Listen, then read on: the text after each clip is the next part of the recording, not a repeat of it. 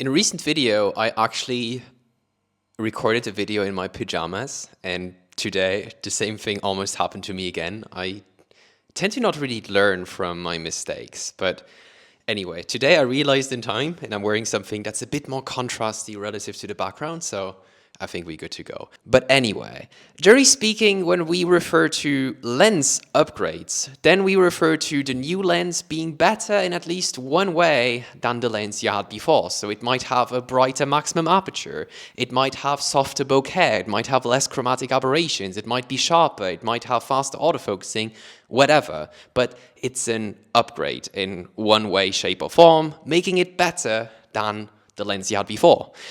But the lens I recently bought is probably not what most people would consider an upgrade, because I have swapped my professional 24-70 f2.8 with a kit lens. And in today's video, I want to share with you why this was the absolutely best decision that I have ever made.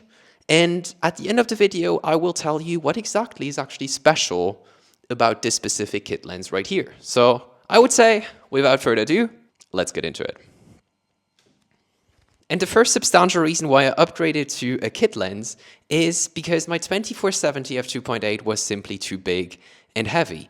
Because generally speaking, if you want to have better image quality, that also positively correlates with your lens having to be bigger. And that's definitely the case if you have a 24-70 f2.8, because in order to have a constant f2.8 aperture throughout your zoom range, that lens needs to be super big in order to let in as much light at the wide end than at the telephoto end.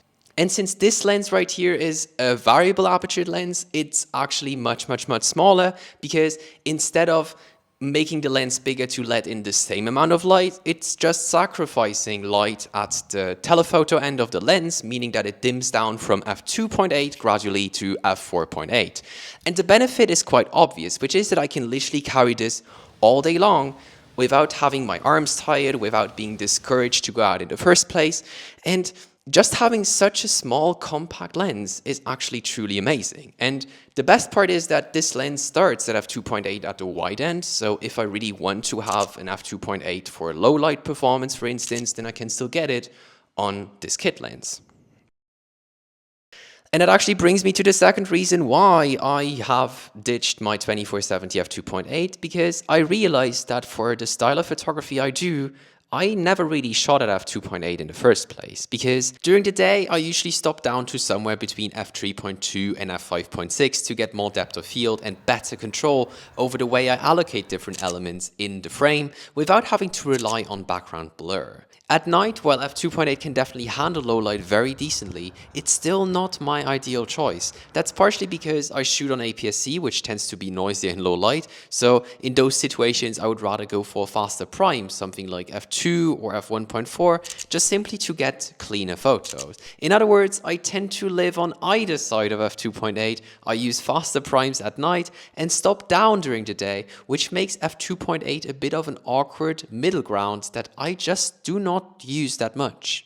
And with this lens here, which has a variable aperture, meaning that the lens is nice and compact, and at the same time I'm also not really missing out on this constant f2.8 aperture, because it wouldn't really be an aperture value that I would shoot a lot in anyway. And the next reason is related to creative constraint. And recently I have shot a wedding proposal. No, how do you call that? A marriage proposal? Let me know in the comment section down below. I don't really know how that's called in English. But anyway, somebody proposed to his girlfriend and I was the undercover photographer. And my weapon of choice was this kit lens. And generally speaking, for such jobs, I would usually rely on very bright prime lenses that open to f1.4 or f1.2. And over time, I found that by relying on these really bright apertures, like for instance a 50mm f1.2 G Master, I became very comfortable because my lens was super forgiving. So everything that was in the background was obliterated anyway. Everything in the foreground was obliterated anyway. So I wasn't really paying attention a lot. And this kit lens here doesn't give me these f1.4 or f2 apertures, but shooting this marriage proposal on the 16-50, I actually had to challenge myself creatively to find compositions that work, rely more on environmental portraits, because I couldn't really rely on background blur to separate my subject from the rest of the scene. So I had to innovate. So for instance, I was shooting through a tunnel and separate my subject by creating this nice juxtaposition between the light outside of the tunnel and the couple. Or for instance, I was shooting against the backdrop of the sky to create separation because the lens itself at f4.8 is not going to give me that much separation from, let's say, bushes or greenery in the background. Additionally, I had to go very close and fill the frame, which also led to more interesting results than I would probably have taken on a prime. And additionally, I also relied on environmental portraits, so that I embedded the couple into the broader context of the scenery we found ourselves in.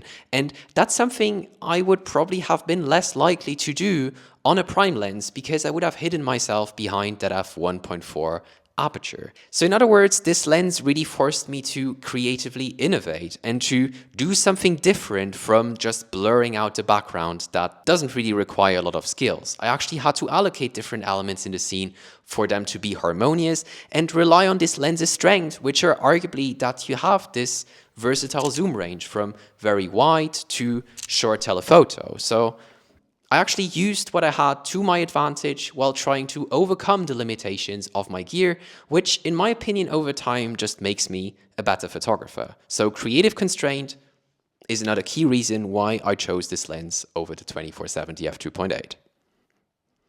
And the next reason is related to this lens in specific. And this is the Fujifilm XF 16-50mm f2.8 to f4.8. And while it is technically a kit lens, it's far from conventional. First off, it has an aperture ring, which I really appreciate as it gives me direct control over all 3 exposure settings on my Fuji cameras.